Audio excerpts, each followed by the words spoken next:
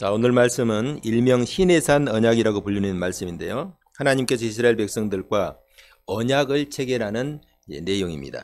앞에서 우리가 봤던 출애굽기 20장에서부터 23장 전반기까지는 하나님께서 이스라엘 백성들에게 주셨던 십계명, 그리고 그 세부조항 혹은 판례들이라고 했죠. 이것에 대해서 말씀을 쭉 하였습니다. 그리고 지난 시간 23장 후반부에서는 하나님께서 그들과 어떻게 함께 하실 것이고 또 어떤 복을 주실 것인지에 대한 약속의 말씀과 그들이 지켜야 할 것에 대한 명령을 내리셨습니다. 자, 정리해서 우리가 말씀을 드리면요. 하나님은 이스라엘 백성들을 가나안 땅으로 인도하시고 그들을 축복하신다 약속하였습니다. 주의 사자를 그들보다 먼저 보내시어서 인도할 것이고 또 그들을 대적하는 자들은 하나님께서 친히 대적하시고 그들을 끊으실 것입니다. 그때 이스라엘 백성들은 다른 신들을 섬기지 않고 오직 하나님만 섬기고 경외하는 것, 이게 그들이 지켜야 될 말씀입니다. 오늘 말씀은 백성을 대표하는 모세와 아론 그리고 70인의 장로들을 시내산에 불러서 실제적인 언약을 체결하는 말씀, 이스라엘과 하나님의 언약 체결식이라 할 수 있습니다. 자, 오늘 말씀을 통해서 우리에게 주시는 하나님의 음성을 함께 들을 수 있기를 바랍니다. 자, 1절 2절 봅니다. 자, 또 모세에게 이르시되 너는 아론과 나답과 아비후와 이스라엘 장로 70명과 함께 여호와께로 올라와 멀리서 경배하고 너 모세만 여호와께 가까이 나오고 그들은 가까이 나오지 말며 백성은 너와 함께 올라오지 말지니라. 자, 하나님께서 이제 언약 체결을 위해서 모세와 백성들을 부르시는 장면이 소개되고 있죠. 자, 이때 부른 사람을 보면요. 먼저는 아론과 그의 두 아들, 총 아론의 아들이 4명이었는데 먼저 첫째, 둘째만 부른 거예요. 아론과 나답과 아비후.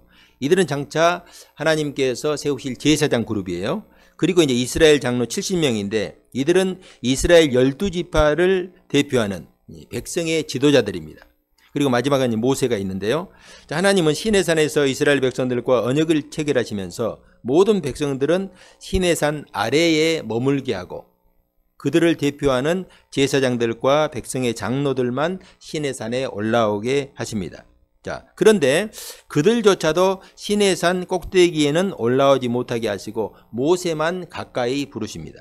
자, 이것은 정확하게 말하면 앞으로 이제 하나님께서 다음 장부터 이제 말씀하시고 세우실 성막의 구조를 그대로 보여주고 있어요.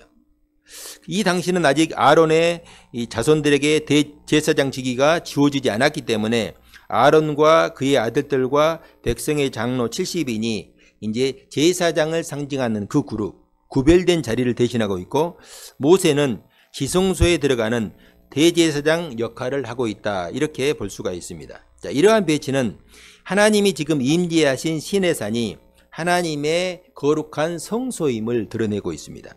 자, 제사장과 성전에 드려지는 이 제사는요, 장차 오실 그리스도를 예표하는 것이라 할 수가 있습니다.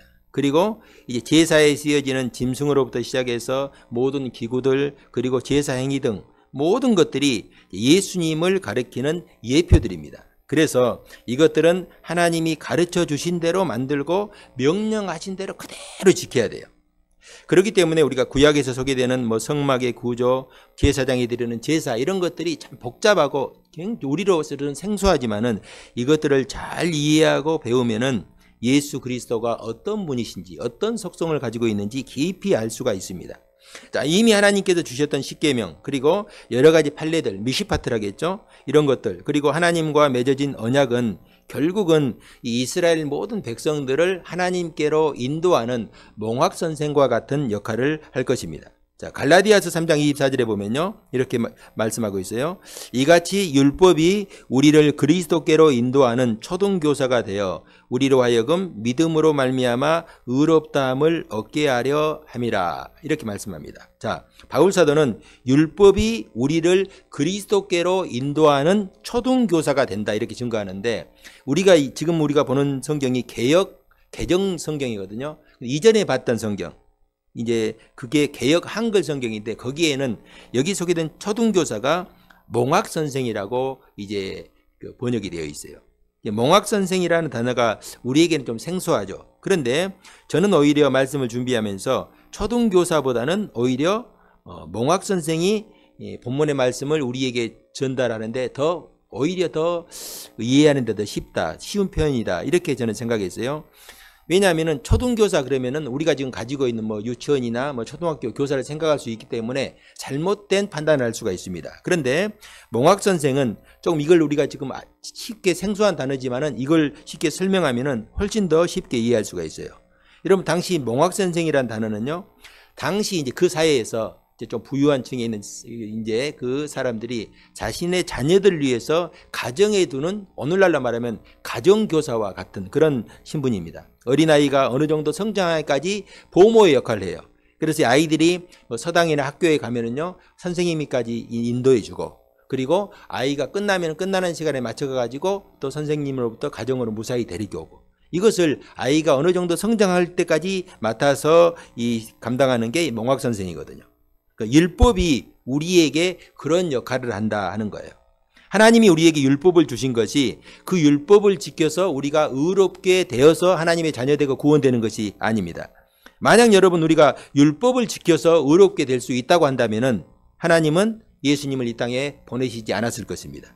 이미 하나님은 창세기 3장 15절에 아담과 하와가 에덴 동산에서 선악과를 따먹고 인류가 범죄의 길로 들어갔잖아요. 그때의 하나님은 창세기 3장 15절에 여자의 후손으로 오실 그리스도를 이미 말씀을 하셨잖아요.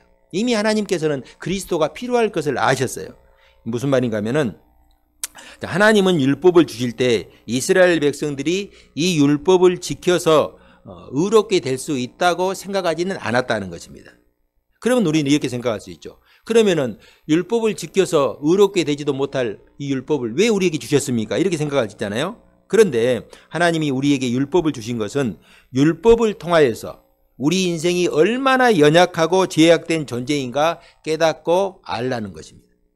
율법이 없으면은 죄를 알 수가 없지만은 율법은 그런 인생들이 죄가 있다는 것을 보여주는 거울과 같은 역할을 하는 것입니다. 로마서 3장 20절에 보면요, 사도 바울은 이렇게 증거합니다. 그러므로 율법의 행위로 그의 앞에 의롭다 하심을 얻을 육체가 없나니 율법으로는 죄를 깨달음이라. 그러니까 율법을 가지고는 의롭게 할 수가 없다는 거예요. 율법을 가지고는 죄를 깨닫는 것이다. 또 로마서 5장 13절에 죄가 율법 있기 전에도 세상에 있었으나 율법이 없었을 때에는 죄를 죄로 여기지 아니하였느니라. 그 이제는 죄를 지었어도 그게 죄인지 몰랐어요. 왜? 그 율법으로 그걸 죄라고 이미 규정하지 않았기 때문에 그렇죠. 한마디로 율법이 와서 죄를 죄로 드러나게 하였다. 여러분들이 교통법이 바뀌면은 이전에는 이게 위반이 아니었는데 이 새로운 법이 생기면은 위반하면 그 범법이 되잖아요. 마찬가지예요. 이 율법이 오기 전에는 그렇기 때문에 죄 가운데 있는 사람들이 자신이 얼마나 죄악된 존재인지 모르는 것입니다. 나에게는 소망이 없고 오직 그리스도에게만 소망이 있음을 깨닫게 하는 것. 이게 바로 율법이 우리에게 하는 일이죠. 그러면 이렇게 생각할 수 있어요. 그러면 하나님이 율법을 주지 않았으면 더 좋았을 것 아닌가? 그렇죠. 율법을 주지 않았으면은 죄가 죄로 드러나지 않았을 그런 어떤 가능성이 있지만은 그래도 그 죄는 죄예요. 여러분 그러잖아요. 우리가 어떤 병에 걸렸어요. 몸에 암에 걸렸다고 합시다. 암에 걸렸는데 예전에 사람들은 많이 죽었잖아요. 그런데 예전에도 암이 있었어요. 그런데 그것이 암인 줄 모르고 죽은 거죠. 그러잖아요. 그런데 이제 의료시설이 발달돼 가지고 이제 우리가 이제 건강검진하면서 그 질병을 발견하는 것이죠. 그렇다고 해서 우리가 왜 의료시설이 발달돼 가지고 그걸 검사를 해 가지고 우리가 암을 발견하게 하느냐 이렇게 할 수는 없잖아요. 마찬가지로 율법이 없으면 우리는 율법이 없는 채로 죄로 죽는 거예요. 그런데 율법을 주셔서 그 율법을 통하여서 우리가 죄를 발견하는 것이죠.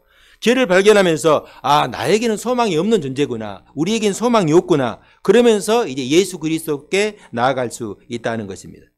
자, 그래서 율법이 몽학 선생이 되어서 그리스도께로 인도하고 결국은 율법으로 말미암아 우리가 믿음으로 예수 그리스도를 찾게 된다는 것이죠. 그래서 결국은 율법이 우리를 그리스도께 인도하여서 믿음으로 구원을 얻게 하는 그런 어떤 길로 인도한다 하는 것이죠. 결국은 율법이 우리를 믿음의 길로 인도한다 이렇게 정리할 수가 있습니다. 다시 말해서 율법을 지켜서 의롭게 되는 도구가 아니라 오히려 나의 연약함을 깨닫고 나는 율법을 지킬 수 없는 연약한 인생이니 주님의 은혜가 필요합니다. 이런 어떤 고백을 하게 됩니다. 그래 예수님께서 팔복에서 말씀하였듯이 산상수훈 팔복에서 말씀하였듯이 어떤 사람이 복이 있어요? 첫 번째 복이 심령이 가난한 자가 복이 있잖아요. 애통하는 자가 복이 있어요. 그 왜? 아, 나는 아무런 소망이 없구나. 제약된 제약 덩어리구나. 그럼에도 불구하고 내가 할 수 없는 것이 없어서 애통할 수밖에 없는 것이죠. 그래서 이제 그 다음에 의를 찾는 것, 그리스도를 찾는 것입니다. 저는 우리 성도님들이 율법과 하나님의 말씀을 통해서 나의 연약함과 제약됨을 깨닫고 더욱 그리스도의 은혜를 사모할 수 있기를 주님의 이름으로 축복합니다. 자, 4절에 6절입니다. 자, 모세가 여호와의 모든 말씀을 기록하고 이른 아침에 일어나 산 아래에 제단을 쌓고 이스라엘 12지파대로 12기둥을 세우고 이스라엘 자손의 청년들을 보내어 여호와께 서로 번제와 화목제를 드리게 하고 모세가 피를 가지고 반은 여러 양푼에 담고 반은 제단에 뿌리고. 아멘. 여기 보면요, 제단을 쌓고 또 12기둥을 세웠는데 이 기둥은 뭐대로 세웠다게요? 이스라엘 12지파대로 세웠다. 그러니까 이 12기둥은 이스라엘 백성들을 상징한다 그 말이죠. 자, 이 제사와 언약은 이스라엘 12지파를 대표하는 언약이라 하는 말입니다. 또 단을 쌓고 피를 뿌렸어요. 자, 피를 뿌린다는 것은 이 언약은 생명과 관계에 있다. 왜냐하면 피는 생명을 상징하잖아요. 피를 뿌렸다는 것은 이 언약은 우리의 생명과 관계에 있다는 것입니다. 자, 8절 한번 봅시다. 모세가 그 피를 가지고 백성에게 뿌리며 이르되 이는 여호와께서 이 모든 말씀에 대하여 너희와 세우신 언약의 피니라. 아멘. 굉장히 중요한 말씀이에요. 다시 한번 봅시다. 여호와께서 너희와 세우신 언약의 피라 이렇게 말씀하죠. 자, 여호와께서 너희와 세우신 언약의 피라고 했으니까 이 언약의 주체가 누굽니까? 이스라엘입니까? 하나님입니까? 하나님이죠. 여호와께서 너희와 세우신 언약의 피다. 주체가 하나님이죠. 만약 여러분 이게 왜 중요하냐면은 언약의 주체가 이스라엘이라고 한다면은 이때 피를 뿌리는 것은 이런 의미를 가지게 됩니다. 좋습니다. 하나님, 저희가 반드시 이 언약을 지키겠습니다. 만일 저희가 이 언약을 지키지 않으면은 이 피처럼 피가 땅에 쏟아진 것처럼 우리를 죽이십시오. 우리가 죽겠습니다. 이런 의미가 되는 거예요. 그런데 이제 그게 아니죠. 그렇다면은 이 말은 정반대의 의미가 있어요. 언약의 주체가 하나님이라 한다면은 이 언약을 어기면은 누군가는 피를 흘려야 돼. 누군가는 죽어야 되는데 이 주체가 하나님이란다면은 이스라엘이 아니고 하나님이란다면 어떻게 돼요? 누가 죽어야 돼요? 하나님이 피를 흘려야 되잖아요. 그래서 이사야 선지자는 이렇게 예언을 했습니다. 이사야 53장 4절에 6절 우리가 아주 잘 아는 말씀이에요. 그는 실로 우리의 질고를 지고 우리의 슬픔을 당하였거늘 우리는 생각하기를 그는 징벌을 받아 하나님께 맞으며 고난을 당한다 하였노라. 그가 찔림은 우리의 허물 때문이요 그가 상함은 우리의 죄악 때문이라. 그가 징계를 받음으로 우리가 평화를 누리고 그가 채찍에 맞음으로 우리는 나음을 받았도다. 우리는 다 양 같아서 그릇 행하여 각기 제 길로 갔거늘 여호와께서는 우리 모두의 죄악을 그에게 담당시키셨도다. 자, 언약을 어긴 것은 이스라엘 백성들이죠. 그런데 하나님은 당신의 아들 그리스도께 친히 백성들의 모든 허물과 죄악을 짊어지게 하시고 고난을 당하시고 피를 흘리게 하신 것. 사실 하나님께서 그 일을 감당하신 것이죠. 그래서 요한복음 3장 16절 이하에 보면요. 이렇게 증거합니다. 하나님이 세상을 이처럼 사랑하사 독생자를 주셨으니 이는 그를 믿는 자마다 멸망하지 않고 영생을 얻게 하려 하심이라. 하나님이 그 아들을 세상에 보내신 것은 세상을 심판하려 하심이 아니요 그로 말미암아 세상이 구원을 받게 하려 하심이라. 이 말씀을 오늘 언약의 측면에서 보면요. 굉장히 중요한 의미가 들어있어요. 자, 하나님과 언약을 맺은 이스라엘 백성들이 언약에 불순종한 결과 죽임을 당하고 심판을 당해야 했지만은 하나님은 오히려 당신의 아들 독생자 예수 그리스도를 이 땅에 보내주셨죠. 무엇을 위해서? 죄의 결과인 죽음과 멸망에서 성량하고 영생을 얻게 하기 위해서입니다. 자, 이것을 세상의 언약대로 한다고 한다면은 하나님은 당신의 아들 그리스도를 보내주셔서 하나님과 언약을 맺었던 백성들이 죄를 지었으니까 세상의 언약대로 한다면은 당신의 아들 그리스도를 보내서 언약을 배신한 백성들을 심판하시고 멸망해야 됩니다. 그런데 요한복음 3장 16절에 이는 그를 믿는 자마다 멸망하지 않고, 그러니까 분명히 멸망해야 되는데 죄를 지었으니까 멸망하지 않는다는 거예요. 오히려 영생을 주신다는 것입니다.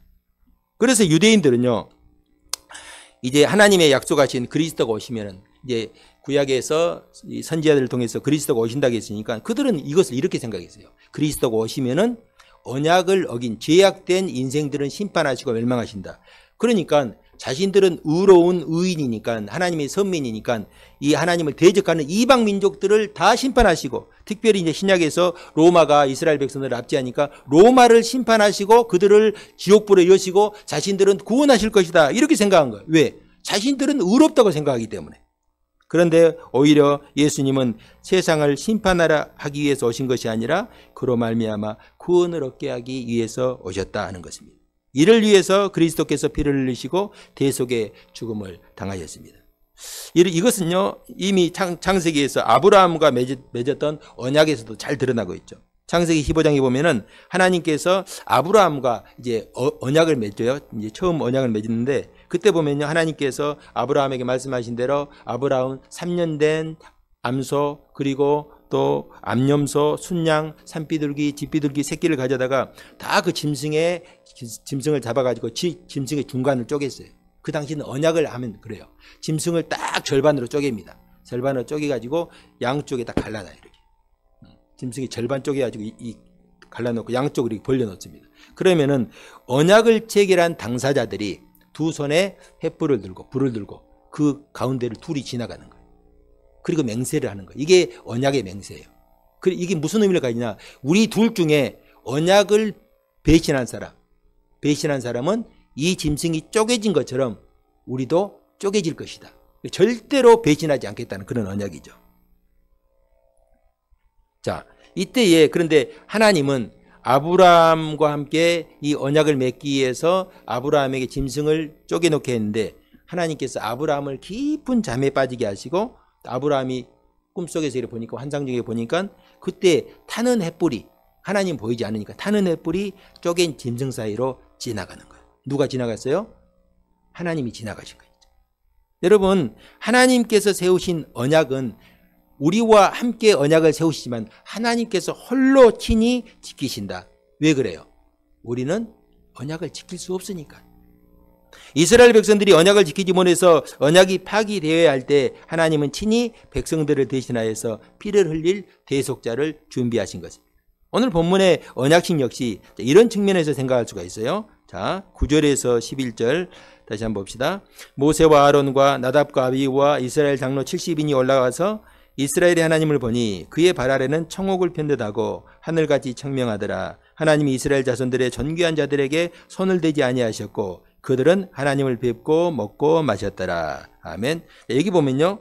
자, 모세와 아론과 나답과 아비후 그리고 70명의 장로들이 시내산에 올라가서 누구를 뵀어요? 하나님을 보니 이렇게 증거하죠. 이것은 우리가 생각하는 것처럼 하나님을 눈으로 이렇게 제가 여러분을 보는 것처럼 봤다. 그런 의미는 아닐 것입니다. 왜냐하면 하나님은 우리 육신의 눈으로 볼 수 없는 분이고 또 성경에는 하나님을 본 자가 없다 이렇게 단언하고 있거든요. 왜냐하면 육신의 몸을 가지고 하나님의 얼굴을 보고 살 자가 없기 때문이에요. 그렇기 때문에 하나님을 보았다는 말은 하나님의 인재를 경험하였다. 하나님의 영광을 경험했다. 이렇게 우리가 이해할 수가 있습니다. 자, 11절 중반절에 보면요. 하나님이 그들에게 손을 대지 아니하셨다. 이렇게 말씀하죠. 이 말은 무슨 말이냐면 이상하다 그 말이에요. 왜? 자, 19장 앞에 봐봅시다. 19장 21절을 봐봅시다. 자, 19장 21절에 보면은 이렇게 말씀해요. 자, 여호와께서 모세에게 이르시되 내려가서 백성을 경고하라. 백성이 밀고 들어와 나 여호와에게로 와서 보려고 하다가 많이 죽을까 하노라. 자, 시내산으로 올라오는 자들을 하나님께서 죽이신다고 말씀하십니다. 그런데 하나님은 오히려 지금 본문에서는 백성의 지도자들을 존귀한 자들이라고 말씀하시고 그들과 함께 먹고 마셨다 이렇게 말씀하죠. 어떻게 이런 일이 가능한 것일까? 그것은 이미 이제 앞에서 번제와 화목제를 통하여서 그들의 죄를 피로 사하셨기 때문이에요. 염소와 송아지의 피로 정결하고 거룩하게 되어서 하나님 앞에 설 수 있게 된 것입니다. 자, 하나님 앞에 설 수 없었던 백성의 장로들이 하나님 앞에 섰고 함께 거룩한 식탁에 참여하고 있습니다. 자, 그렇다면은 오늘 우리에게 주시는 말씀이 이거예요. 하나님의 아들 되시고 흠없는 그리스도의 피가 우리 성도들을 죽을 행실에서 깨끗하게 하고 살아계신 하나님 앞에 서게 하고 그분과 함께 영원한 하나님 나라를 누리게 하지 못하겠느냐 하는 말씀이죠. 성도 여러분, 오늘 우리가 하나님 앞에서 이렇게 함께 예배하며 또 주의 말씀을 들을 수 있는 것은 전적인 그리스도의 대속의 은혜임을 우리가 잊지 말아야 됩니다. 하나님을 우리가 아버지라고 부를 수 있는 것이 얼마나 놀라운 특권인지 잊지 말아야 돼요. 여러분, 우리가 하나님을 아버지라고 부르는 것이 굉장한 특권이에요. 특권 중에 특권이에요. 이것은요, 여러분 집에서 아버지가 있는 사람과 아버지가 없는 사람의 차이라고 할 수 있어요. 아버지가 있는 사람은 아버지가 아버지를 통해서 누릴 수 있는 특권을 잘 몰라요. 아버지가 얼마나 소중한 존재인지 모르는 거예요. 근데 언제 알아요? 아버지가 없으면 그게 아는 거예요. 또 아버지 어머니가 없이 여러분 혼자 살아가는 아이들이 얼마나 그 아버지 어머니의 손길을 그리워합니까? 그 그늘이 얼마나 큰지 그들은 알죠. 마태복음 15장에 보면은 예수님을 찾아온 수로보니게 여인의 일화가 소개되고 있습니다. 예수님의 소문을 듣고 귀신 들린 딸을 두고 고통당하던 이 여인이 자신의 딸을 고침받게 하기 위해서 이제 예수님께 찾아가요. 그런데 예수님께 찾아가려고 하니까 사람들이 너무 많으니까 예수님 가까이 갈 수 없으니까 막 소리를 치는 거예요. 예수님을 부르며 소리를 칩니다. 그때 예수님은 그 여인의 소리를 듣고 이렇게 말씀하셨죠. 나는 이스라엘의 잃어버린 양을 구하러 왔다. 너하고는 상관없다. 이방인들과 상관없다. 이렇게 말씀했어요. 그럼에도 이 여인은 포기하지 않고 주님의 발 앞에 그냥 얼마나 그 당시 상황을 생각하고 있어요. 사람들은 이방 여인이니까 가까이 오지 못하게 하는데 이 여인은요, 악착같이 달려들어가지고 주님의 발 앞에 꿇어 엎드립니다. 그리고 주님께 주여 저를 도우소서. 이 말은 무슨 말이에요? 주님이 아니면은 저는 아무런 소망이 없습니다. 내 딸은 소망이 없습니다. 이때 주님은요, 이렇게 여인에게 말씀합니다. 자녀의 떡을 취하여서 개들에게 던지는 것이 마땅하지 않다. 얼마나 지옥스러운 말이에요. 이방인들은 유대인들은 이방인들을 개 취급했거든요. 부정한 존재라 그 말이에요. 자녀의 떡을 취하여 개들에게 던지기 마땅하지 않다. 그런데 이 수치스러운 소리를 듣고 여인이 뭐라고 해요? 주님, 옳습니다. 저는 개와 같은 존재입니다. 그런데 개들도 주인의 상에서 떨어지는 그 부스러기는 먹지 않습니까? 저를 긍휼히 여겨 주시옵소서. 이렇게 말씀합니다. 이때 예수님께서 그 여인의 그 소리를 기다렸다는 듯이 이렇게 말씀해요. 여자여, 내 믿음이 크도다. 내 소원대로 되리라. 지금 이것을 예수님과 함께 있던 제자들과 유대인 그리고 오늘 우리에게 보고 들으라는 얘기예요. 여자여, 내 믿음이 크도다. 내 소원대로 되리라. 예수님이 그 여인의 믿음을 몰랐겠어요? 알았죠. 우리에게 이걸 보라는 거예요. 예수님은 이 여자의 믿음을 크다고 칭찬하십니다. 내 믿음이 크다. 그러면은 그녀의 믿음이 대체 무엇인데 크다고 말씀하시는 거예요? 이 여인의 믿음은요, 자신이 하나님 앞에서 부정한 개와 같은 존재라는 것을 알고 있었어요. 하나님의 은혜가 없으면 아무런 소망이 없는 정말 유대인들이 개라고 생각하는 그런 부정한 존재라는 걸 알았어요. 거기에 그치지 않고 그럼에도 그렇기 때문에 나는 하나님의 은혜가 필요합니다. 나는 부족하고 소망이 없기 때문에 하나님의 은혜가 필요합니다. 하면서 예수님의 발을 붙들고 놓지 않았어요. 성도 여러분, 우리 신앙생활에서요, 가장 큰 걸림돌이 뭔지 아십니까? 여러 가지 걸림돌이 있겠죠. 그러나 오늘 이 문맥에서 보면요, 가장 큰 걸림돌이 뭐냐 그러면은 여러 가지가 있지만은 우리가 가지고 있는 종교심 혹은 신앙심 이런 것들이에요. 종교성은 반드시 자기의 공로사상에서 나오는 거예요. 쉽게 얘기하면 이런 거예요. 하나님 앞에서 이 정도의 신앙적 열심이 있으면 나름 그래도 괜찮다. 이 정도로는 안심이다. 이런 생각이에요. 주일에 예배드리고 헌금도 하고 봉사도 하고 또 종교적인 행사에 또 나름대로 참여도 합니다. 그런 자신을 보면서 스스로 만족하는 것이죠. 이 정도면 됐지. 내가 이 정도면 하나님 앞에서 됐지. 이런 거예요. 이런 자들은 수로보니게 여인처럼 자신을 결코 개로 여길 수가 없어요. 결코 자신을 하나님 앞에서 그 아주 부정한 존재로 여길 수가 없어요.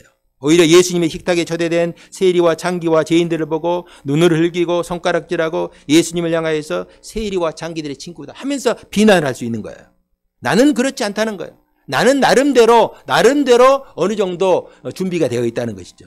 성도 여러분, 우리가 하나님의 자녀가 되었고 하나님의 거룩한 예배에 참여하는 것은 전적인 하나님의 은혜요, 그리스도의 보혈의 은혜임을 잊지 말아야 돼요. 하나님의 은혜가 없으면 우리는 아무것도 아니에요. 아무것도 아니에요. 언약에 비추어서 보면 우리는 당장 죽임을 당하고 심판을 당해도 부족해요. 여러분, 우리 인생에서 가장 소중한 것이 뭐라고 생각하십니까? 여러분, 지금 우리 인생을 살아가고 있는 어느 시점에서 우리에게 가장 소중한 것이 뭐라고 생각해요? 지난주에 제가 방금 전에 말씀드렸듯이 저희 아버지를 요양병원에 모셨습니다. 넘어지셔가지고 이제 수술을 받으시고 이제는 수술 후유증인지 어쩐지 이제 그나마 좀 나름 더듬어서 기억하던 모든 기억력이 다 없어진 것 같아요. 장남인 저도 알아보지 못합니다.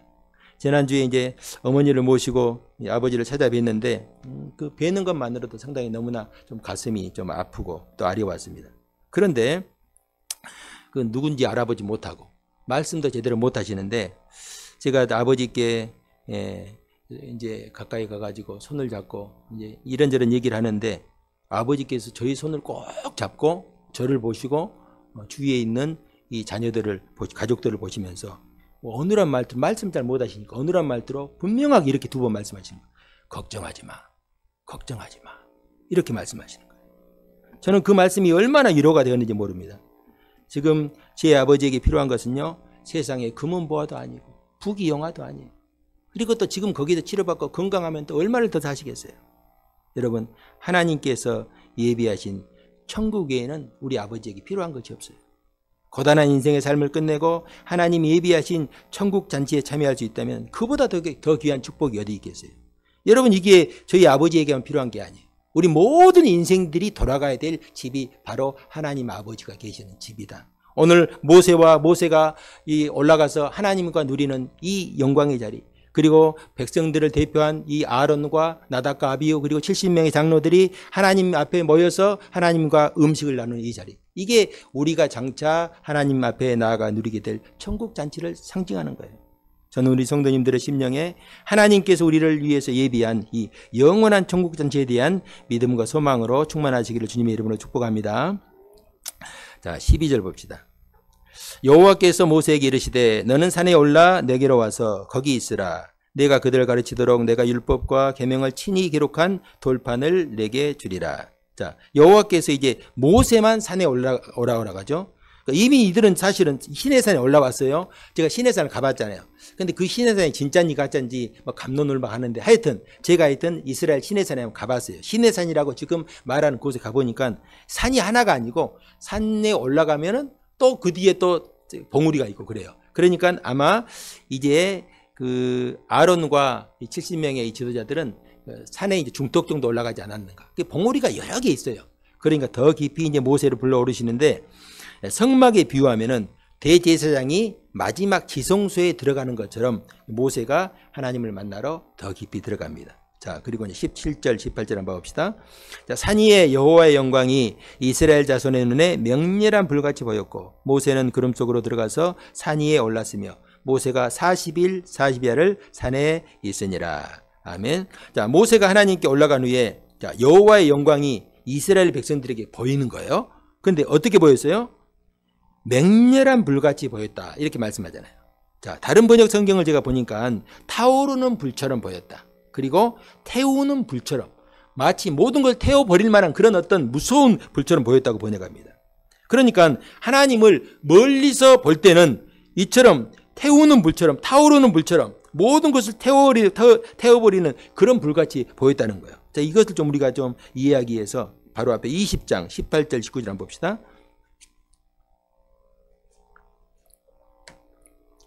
자, 20장 18절 19절 합독합시다. 시작.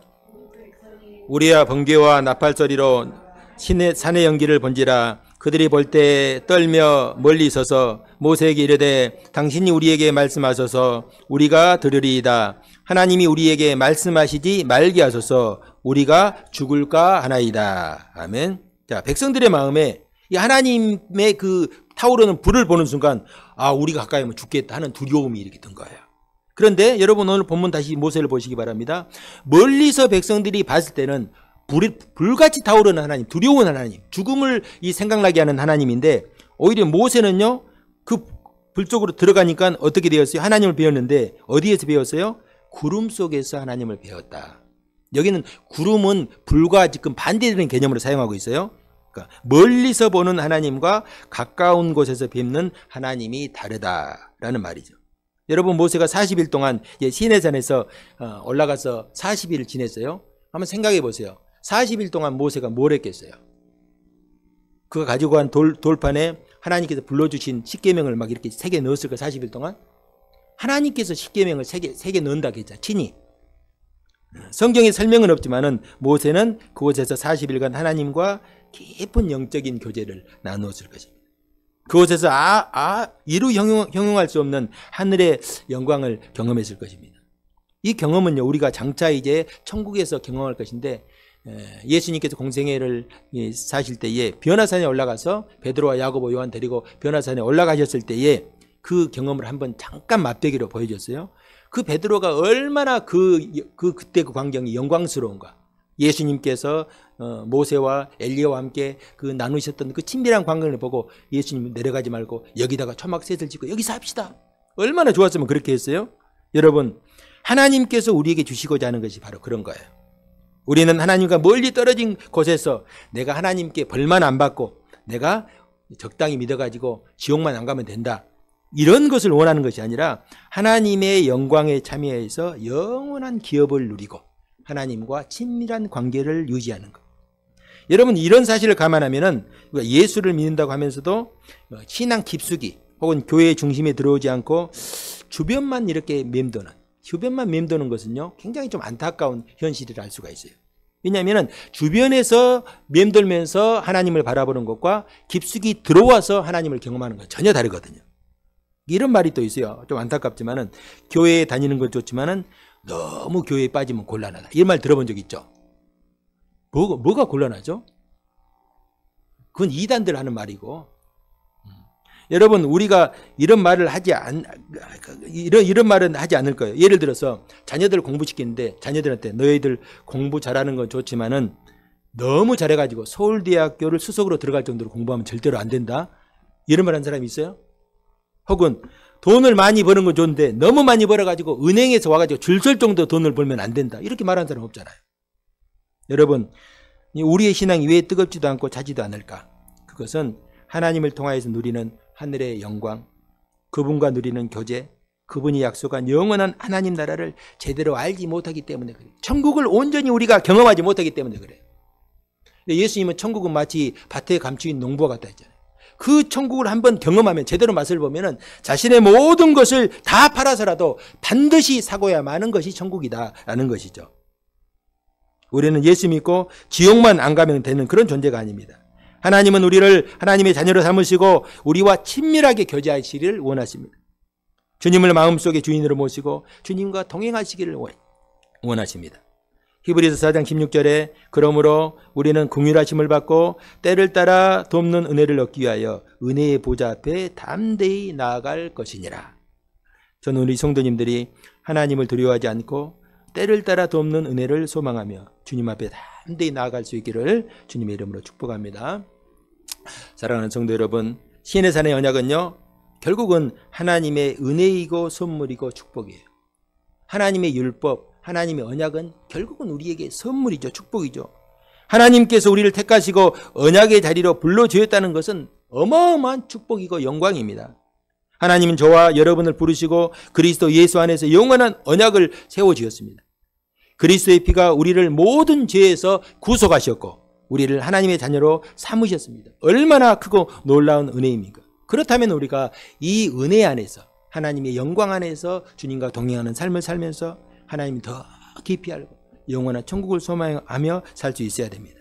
우리가 이 한 주간도 주님의 부르심의 은혜를 기억하고 하나님의 자녀로서 주님과 동행할 수 있기를 주님의 이름으로 축복합니다.